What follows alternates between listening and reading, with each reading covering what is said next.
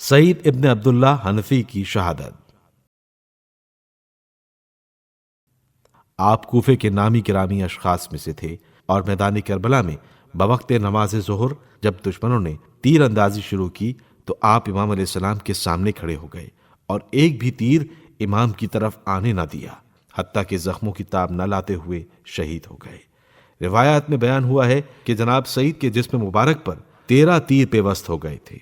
بیان کیا جاتا ہے کہ جناب سعید نے آخری وقت حضرت امام حسین علیہ السلام سے پوچھا، فرزند رسول، کیا میں نے اپنا عہد پورا کر دیا؟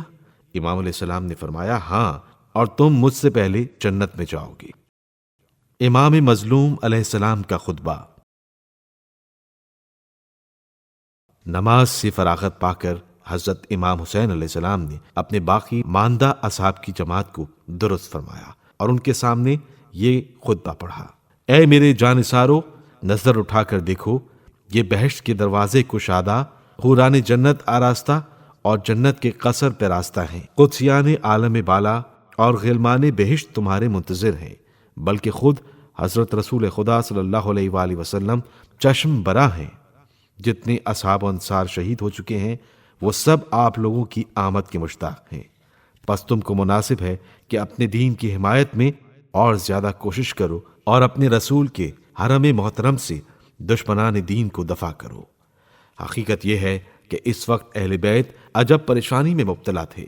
امام حسین علیہ السلام کا خطبہ سنتے ہی اہل حرم کے خیموں سے صدائے گریہ و زاری بلند ہوئی۔ بے وارث عورتوں اور معصوم بچوں نے بآواز بلند کہنا شروع کیا: اے مسلمانوں، اے دین خدا کے مددگاروں، حرم رسول سے دشمنوں کو دور کرو، اپنے امام سے جو نبی کا نواسا ہے ان ظالموں کو دفع کرو۔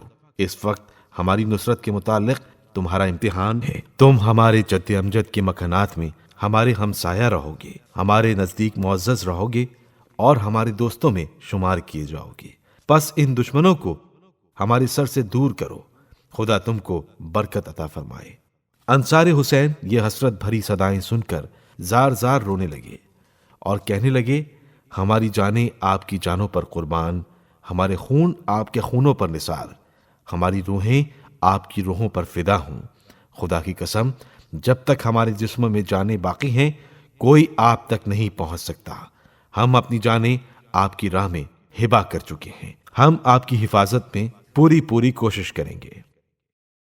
حضرت زہیر ابن قین بجلی کی شہادت۔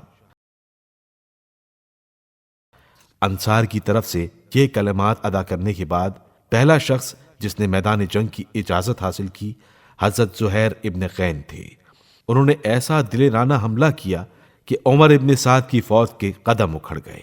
ایک روایت کے مطابق 120 دشمنوں کو اور ایک کے مطابق 70 کو قتل کیا۔ آخر زخموں سے چور چور ہو کر جام شہادت نوش فرمایا۔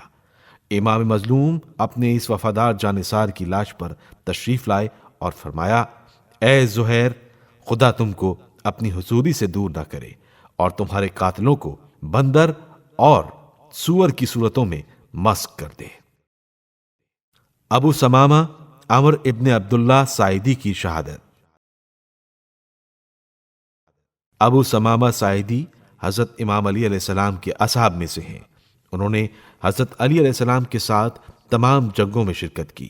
وہ دلاوران عرب اور کوفے کے مشہور شیعہ تابعین میں سے شمار ہوتے ہیں۔ حضرت مسلم ابن عقیل کے کوفہ آنے پر ان سے مل گئے اور حضرت مسلم کی شہادت کے بعد کوفہ چھوڑ کر چلے گئے۔ مکے سے کربلا آتے ہوئے حضرت امام حسین علیہ السلام کے کاروان میں شامل ہوئے۔ آپ نماز ظہر کے لیے عین ہنگامہ کارزار میں جب امام علیہ السلام امامت فرما رہے تھے، آپ نے امام علیہ السلام کی حفاظت کرتے ہوئے کمال دلیری سے شمشیر زنی کی اور اپنے چچا زاد بھائی قیس ابن عبداللہ انصاری کے ہاتھوں شہید ہوئے۔